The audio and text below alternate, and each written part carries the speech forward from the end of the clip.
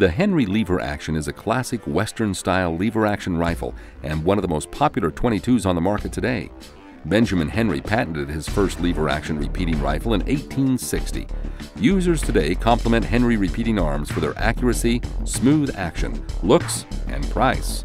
The Henry lever action is a .22 caliber rifle with a blued finish and a walnut, satin, non-checkered straight stock with a hard rubber butt plate.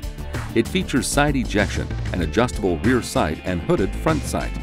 The barrel is 18¼ inches long for an overall length of 36½ inches. It weighs just over 5 pounds. The Henry lever action has a manual safety and a 15-round magazine for a 15+1 capacity.